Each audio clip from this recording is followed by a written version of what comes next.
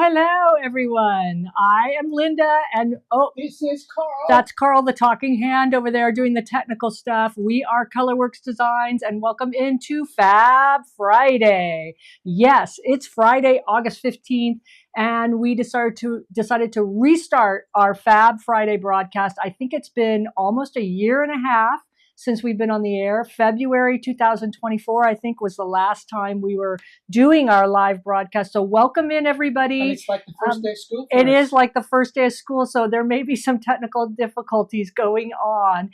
If you're watching us live, if you wouldn't mind, give us a shout out. I think Misty from Tampa already put a comment there in the comment section. So hello, Misty. Good morning. Anybody else out there seeing us live?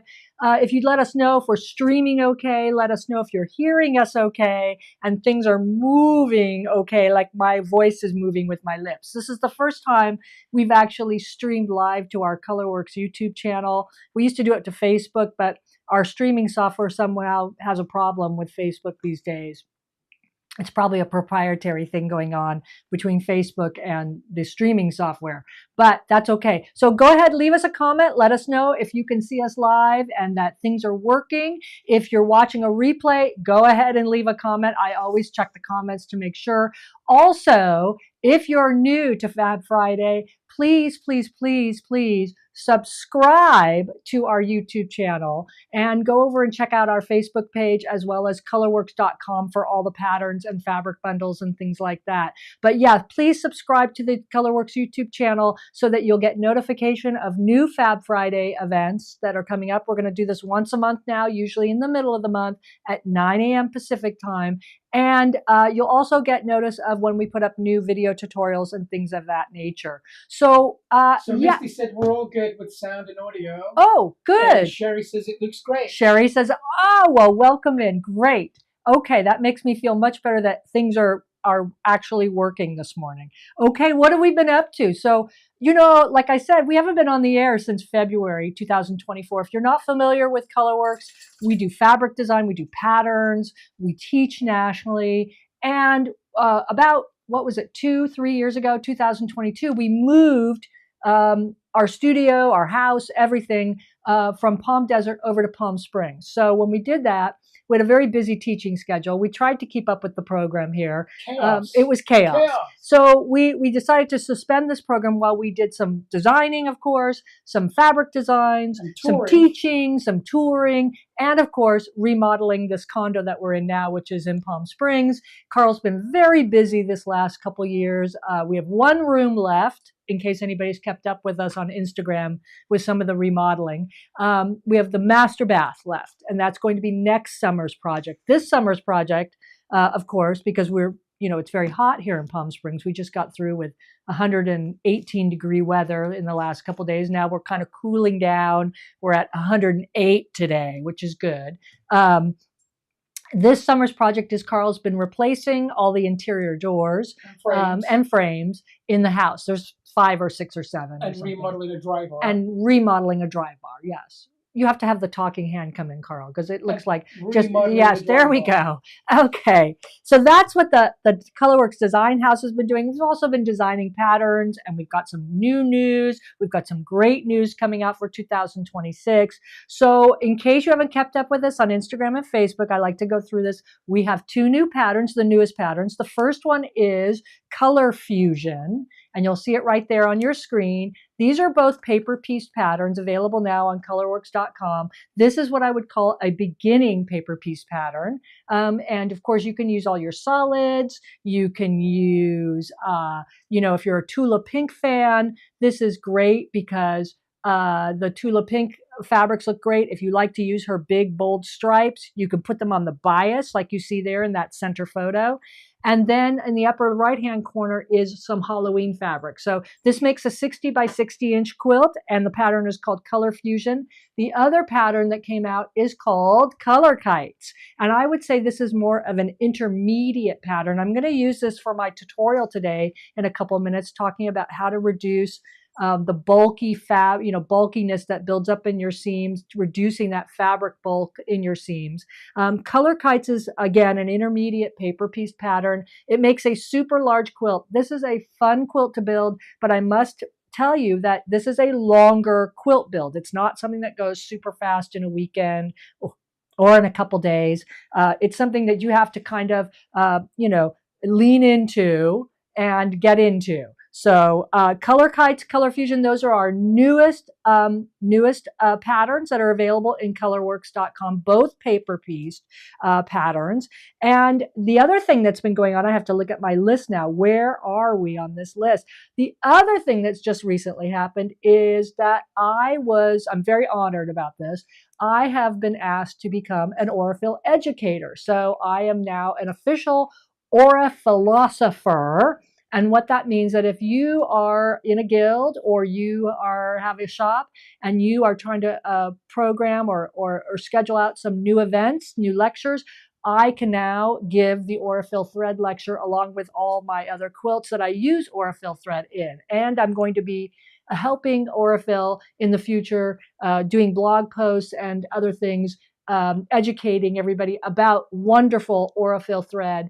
I preferably like 40 weight Aurifil thread, although I do use the 50 weight. I'll be concentrating a lot of my posts on actually using 40 weight thread, which is the green cone, on applique stitching and using decorative stitches and things of that nature. But I was very, very excited and honored to be asked to join a wonderful list of other national teachers who are Aura philosophers as well. So you can find that information on the website, colorworks.com, under workshops and lectures. If you are a program guild chairperson looking for new programs for your guild, or you're in a shop and you're looking for new programs, the lecture information is right there on our website for you. Now, Misty says she's cutting out paint box this weekend. Oh, how nice. Oh, I can't wait to see it. Misty, I hope you'll send us a picture when you get done with paint box. There's a lot of people doing paint box, and it's a super fun quilt to do. We do have a quilt along for paint box. So if you go to our website and you need any tips and tricks, under fun stuff, the tab, there's another tab that says quilt alongs, and you'll find a whole bunch of like blog posts on Paintbox when we did it as a quilt along several years ago during COVID. So that is up there, as well as some other quilt alongs that we did. Speaking of that, I think we're going to new fabrics? No. Shall we use some old video? Oh, I totally skipped over this. I totally skipped over this. It's the first day at school. I know. See, we're not into this. So okay. So the other thing I did, and we want to play you like a short video on this, is one of the things that I wanted to do, which I finally got done, and I've been wanting to do this for, I don't know how many years now, Carl, like forever. I've been wanting to actually, because we do a lot of magazine work, and we have done a lot of magazine work, and we have received we still do a lot of magazine work, and we still do get a lot of press in other places. And I didn't have anywhere on the website where I was cataloging all this magazine work. It was more for just cataloging it and creating a more of a historical perspective. I mean, Carl and I have been in the business since 2001, I think it is. So that's almost 25 years.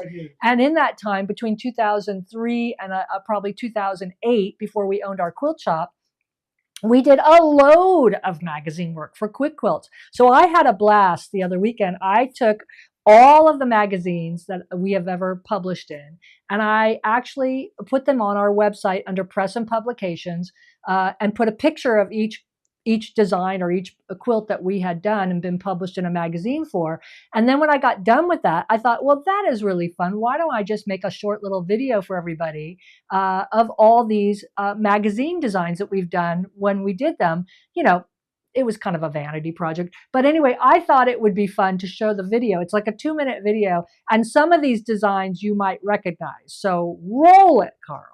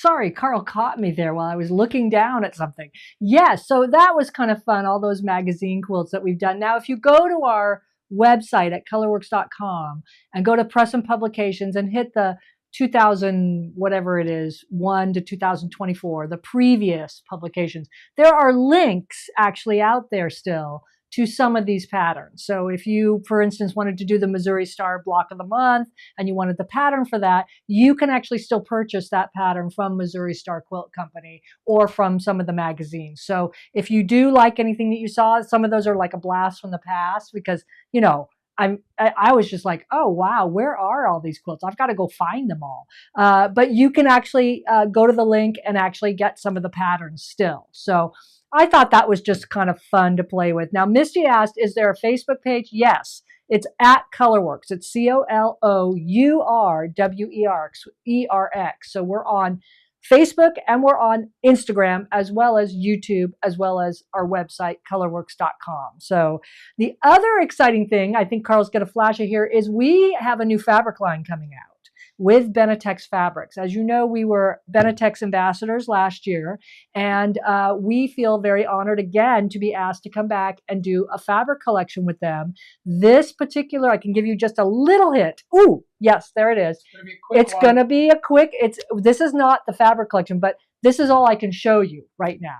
And so it's going to be all about butterflies. It's going to be called Kaleidoscope.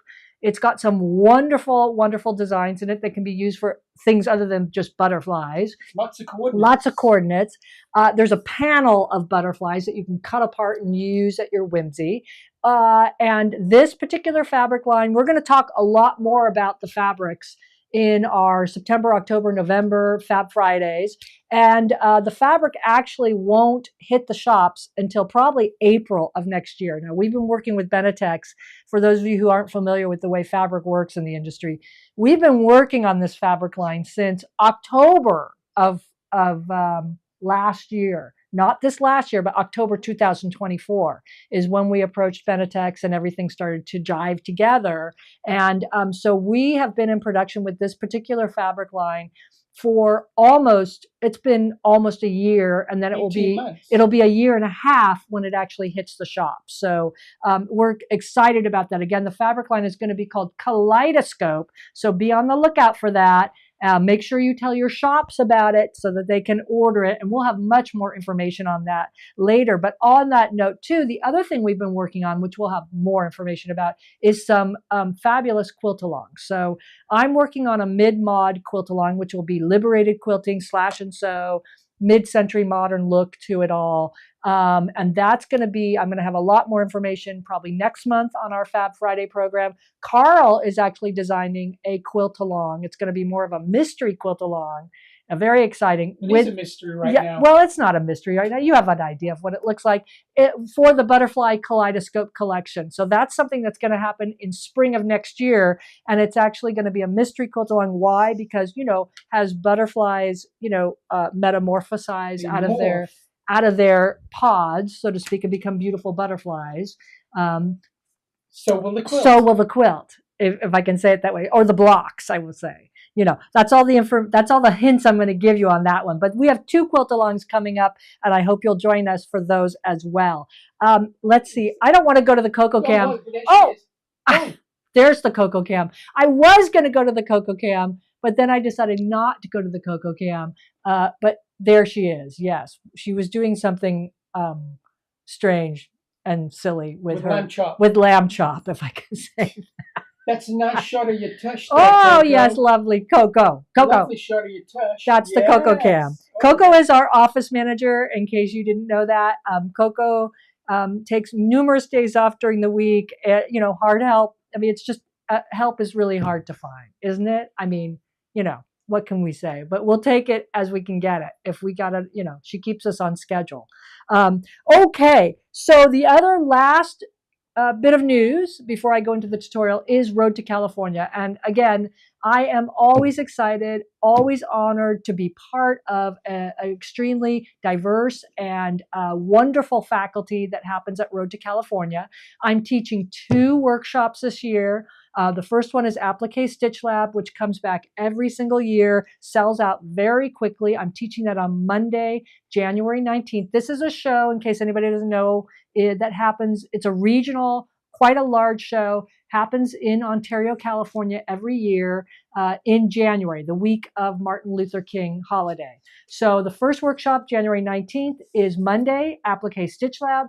The second workshop I'm teaching, which is Tuesday, January 20th, is going to be the Wonky Curvaceous Cosmos. And if you are thinking of signing up for workshops and you haven't been over to the Road to California website, I would urge you to go look at the list of workshops, not just mine, but everybody. It's a very, very wonderful group of faculty coming this year. Lots of wonderful workshops are going to be offered.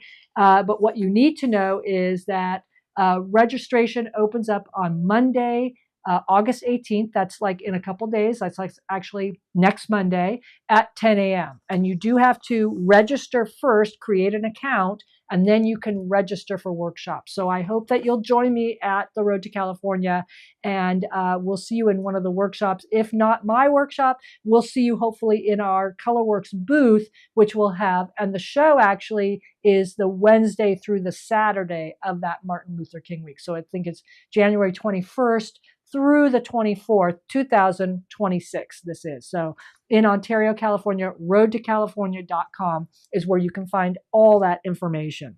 Okay, shall we jump into the tutorial really quickly? All right, I want to talk about reducing fabric in seams, to reduce the bulk. And I'm going to start with this block here. So here we are. We have your basic pinwheel block. And I think this is one of the frustrations we all get into, is that you have all these fabrics converging in the center here. And sometimes you get a nice big large bump right there. So the first thing you can do is, as you're sewing this block together, is you can take your scant 1/4 inch seam. And what I mean by that is, normally we sew with a scant 1/4 inch seam and a hair less. That's a hair less than a full 1/4 inch.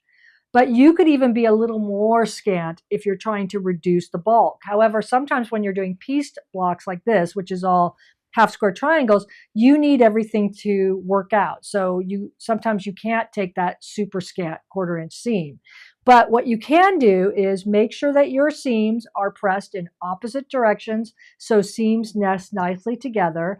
And the other thing you can do, which you'll see on the back of this block, is you can actually, if you want to try to reduce the bulk even further, where all these fabrics come together in the center, is you can actually fan the seams on a pieced block like this, a 4-patch or a pinwheel block, or any block where you maybe have 2 units coming together and 2 units coming together, and it's a 4-patch or a 9-patch. Now, it took me forever to figure out how to fan the seams properly so that I didn't get frustrated. I'm going to run you a short video on how I do it. So hit it, Carl. The most important thing is to keep them folded as they came out of the machine. So this is how they went into the machine, and I sewed my horizontal stitch across, connecting the 2 rows here. I'm going to take my iron first, and I'm going to set the seam, which means I'm just going to iron over the folded seam to flatten out all that thread in there. Now I'm going to seam rip these top 2 stitches above the horizontal seam stitch line, which is right here. These 2 top stitches I'm going to actually seam rip, and I actually got it a little bit started for the video purposes here so that you didn't have to see me struggle to find the stitch. I only want to seam rip those top 2 stitches above the horizontal stitch line, and I need to seam rip them from the front of this unit as well as from the back of the unit back here. So let me just do that quickly and seam rip those out. You want to make sure that you remove completely the stitch from both the front and the back side in order for this block to fan out. So it may take a couple tries to do it. Keep your unit folded such as this. It's a lot easier. Once you've got those stitches removed, unfold the unit on your ironing boards like this, and what you're going to do is actually force the seams to either side of each other. So one is going down and one is going up, once I see that little four patch appear in the middle, I know I've got all the thread out of that seam, and that's going to go flat. And then I just hit it with my iron, like so. Iron it out flat.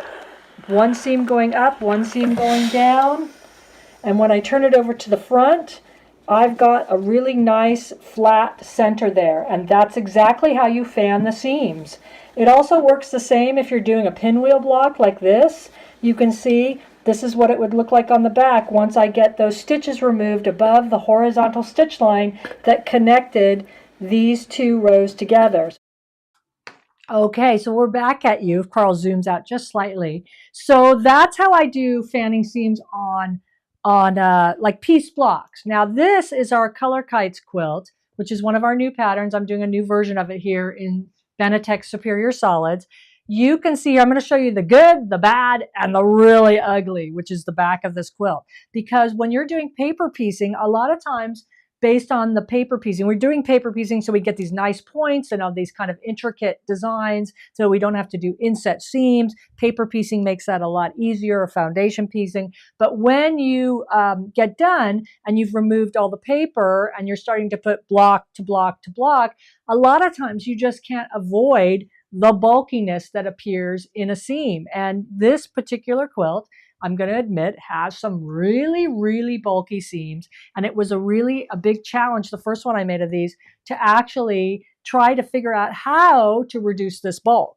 Now, one of the things you can do is you can, like, other than fan the seams that you saw in the video there, you don't really have that choice sometimes when you're paper piecing, like I said, because you've got all these fabrics converging to create these perfect points, is you can actually open the seams, okay? Now, this works when you're doing unit to unit. It may not work if you want to make sure that your seams are going in opposite directions so you can get them to nest nicely together. Like you can see up in this quadrant here, which is one of the setting diamonds up here, right? If I turn it to the back now, you can see that the light gray is actually going towards the background fabric, and the dark gray part of this diamond is I've pressed that seam towards the diamond shape.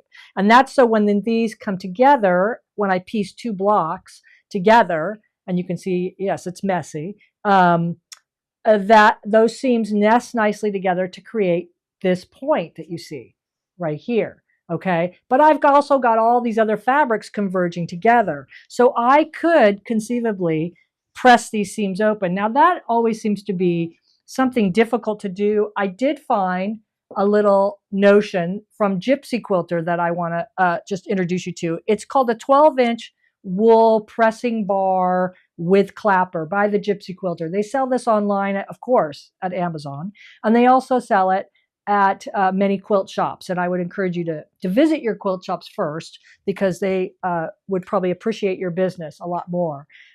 This has got a wool kind of pressing mat on top, shaped almost like that, with a, to help you press the seam open. And then it's got the wooden clapper on the back. And what that does is, what you'll do is, if you're interested and you do a lot of seam pressing open, you simply lay the seam across, if you can see that for the camera, across the wool U-shaped version of this. And then that helps you kind of get that seam to press open. Now, if you use a wool pressing mat as well, that helps too. So I've got a wool pressing mat underneath this quilt, and I'll show that to you in a minute. But you can see that that U-shaped portion of the presser bar really helps to open the seam quickly and easily. And then, of course, once you press it open, you would put the wooden clapper portion on top of all that and let that rest for a while. And that makes a flatter seam as well. Now, if you're not into pressing seams open, which I'm not always into pressing seams open, the Gypsy Quilter and other people make this, which is simply a wooden clapper, and it comes in a bunch of different sizes. So if you have bulky seams, I would encourage you, this does help with reducing some of that bulk. I mean, press, and what the idea is, when I say reducing, it actually presses the bulky part down further. So again, Let me show you. I've got my wooden pressing mat right there, which really helps. And I'm going to actually, let's say, press this seam back over to this side. And what I would do is, remember, we're not gliding the iron over these seams. We're lifting and pressing, lifting, letting it go down, pressing. And once it's still hot, I then stick the wooden clapper right on top there. Here, I'll do it that way so you can see Gypsy Quilter. So and the idea with this kind of technique of getting these seams to flatten down is it actually, you have to be patient. And I'm just going to say that because this is not a fast process. You actually have to let this sit here for a good minute or so for this technique to work, meaning using the wooden clapper with the heat, with the wool mat. And then you have to go off and do something else maybe. If you rush this, it just doesn't work. Now, there is another gadget notion that you can add into here. So this is the Easy Press pen, and this is from Acorn Quilting. You probably have seen this around. I believe this is a Canadian company, and they give you in the kit, if you will, it comes like this with the pen and the refill bottle. This is a special starch solution. You can also use Mary Ellen's Breast Press when you run out of their special solution if you want to. But really, in a nutshell, this is actually a applicator to pinpoint where you're going to place starch in the seam. This actually, I found this pen really helpful, again, for bulky seams on a pinwheel or if you have a bunch of fabric converging. I did use it on the first version of this Color Kites quilt in places, but I'm going to give you a warning too. I'm not going to do it today, but I am going to recommend this pen for reducing the bulk, and I will show you how it works. So let me show you first. So it's got like almost like a felt tip marker, if you will, on the applicator on the end. And when you press down, you'll see it, the special starch juice comes out, okay? And so what you do is with that special applicator on the end, it allows you to really pinpoint where your bulkiness is. So for instance, here, I would just simply glide the pen. Now, I'm not going to do it on Color Kites because I'm going to tell you why in a minute. But I would glide the pen over that seam and put in, let the liquid sink into this seam, and then I would press as normal. And what that does is the starch is pinpointed into those seams, into those threads, and it really flattens the seam out. Now, here's the reason I'm not going to do it on this quilt, because I did do some testing with this particular solid fabric, and this happens a lot on solids. This particular starch solution and other starch solutions, including Mary Ellen's Best Press and Faultless Spray Starch, left a watermark on the solid when it dried out. So I had big watermarks all around the seams on the first version of this quilt. And I actually had to go in, it was quite frustrating. I almost scrapped that version of the quilt. I had to go in with distilled water. So I took some distilled water, which you do have to buy at your local supermarket, Walmart, whatever. And I had to actually go in with distilled water and spray down each part of this, wherever I had gotten a watermark, and blot it dry. And it was a very long, lengthy, frustrating process. So my hint to you here is, yes, the Easy Press pen works. It's a wonderful little notion to actually reduce some of that, get that bulky seam to lay down flat. But I would ask you to test it on your fabric. I haven't had it do anything like that on printed fabric with a design. It seems to only happen on solids where you get that watermark or that dried out water stain in there. But for getting the bulk out, for getting a seam to lay flat over, this works. For getting a seam to lay flat over, this works, which is the wooden clapper. Okay, now the last way you can do this to reduce the fabric in your seams is to simply cut away or grade the seam, they call it. So you trim the seam. So I'm going to work on this part here in this particular quilt where I have a convergence. If I bring it up like that, Carl can see that, I think, of almost 6 or 8 fabrics coming together in this one corner here. And that's just the nature of how the paper piecing pattern came together. You can see it on the front here. I've got the two diamonds, the backgrounds, this part of the block, and then everything comes together. So it's 1, 2, 3, 4, 5, 6, probably 6 or 7 layers of fabric that are trying to then be pressed over to one side. Very frustrating, very bulky, very horrible, and it makes you feel like, you know, the worst quilter in the world. But you know what? This is what happens. So what I mean by trimming or grading the fabric is once you remove all your paper out of that seam, and I haven't gotten it all out, there are certain fabrics here that are no longer part of that last seam that you took that connects block to block, if that makes sense. They're redundant. They're redundant. That's a great way of putting it, Carl. You can clip them away. Now, you can't clip into the stitching, but what you can do is trim away, and I like to use these little scissors from Tula Pink that have the little nib on them, and you can start to trim away.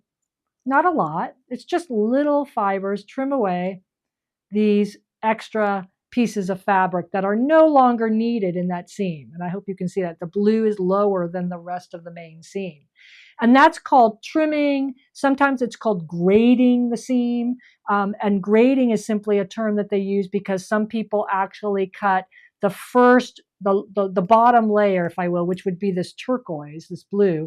They would cut that shorter than, let's say, the white or the gray, and then it would step up, if that makes sense, to the main seam. So what happens is when you grade or trim away that seam, it just reduces the bulk, again, in that area. I'm not quite in center. And when you press everything over to that side and also use your wooden clapper to help flatten everything and your wool pressing board, that just helps that seam to lay down a little bit flatter, and it reduces the bulk. I mean, so you have a couple different options now in front of you. You can fan the seams. You can do a scanter 1/4 inch seam, especially when you're paper piecing and you've put the 2 units together. That reduces the bulk in your seams. Make sure you're using 50 weight thread and you're not using some heavyweight thread. That will take up seam allowance and create bulk in your seams. You can use the clapper boards, the wooden. Easy press pen works. And then, of course, I don't always recommend this, but I've seen people do this in class, and I just think it's kind of, I just always break out laughing. But some people really do this. You know, they take out the old wooden mallet, and on a bulky seam, after it's been pressed, you want to put like a protector piece of fabric there. There's one of those Tula Pink. And they just kind of, yeah, they just kind of slam and knock the heck out of that seam. That sometimes will actually flatten the seam enough just to get it to be just a little flatter. Working on these seams, getting them to lay flat, you know what? If you send your quilts out to a long armer, she will love you for it. There's nothing worse than long arming and then hitting one of these bulky seams and breaking a needle.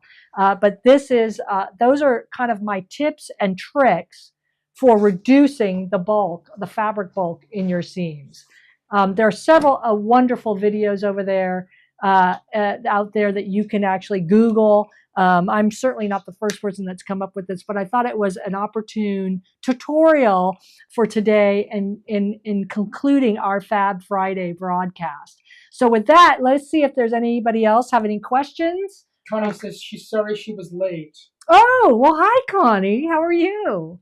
So nice to have you joining us today. And Misty says she gets down with her rubber mallet, just like you do. Yes, I don't always, and the other one I forgot to say is the little wallpaper roller or the paper piecing roller. Some people really say that works as well.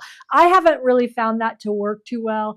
I think, for me, the most successful notions that have worked to actually get that are the Easy Press pen, but do test it, because that was very frustrating having starch stains show up. And it always happens like after the whole thing dries out for 5 minutes. Does anybody else have that happen? You think you've got it, everything's looking fabulous, and then you come back to that seam or that part of the quilt like 5 minutes later when it's totally dried out, and there's this like super horrible, ugly water stain sitting there. It's the most frustrating thing. But this has really helped, Easy Press pen, and actually the wool mat with the Gypsy Quilter wood clapper.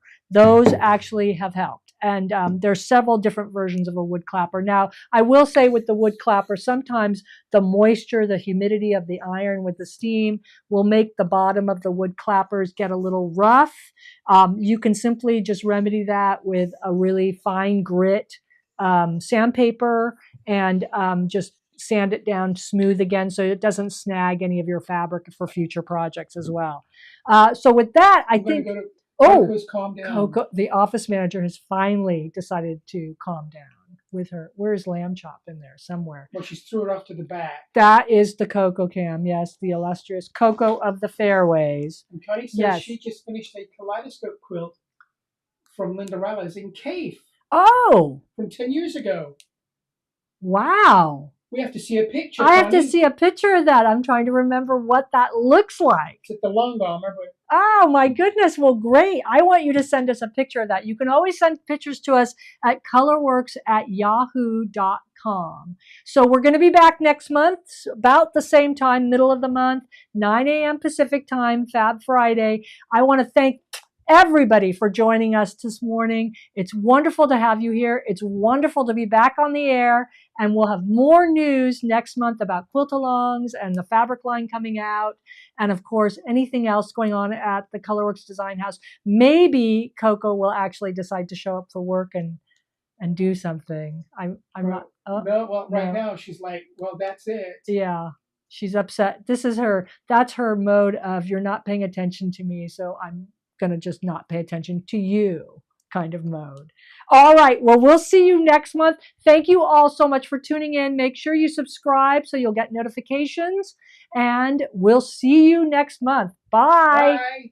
Bye.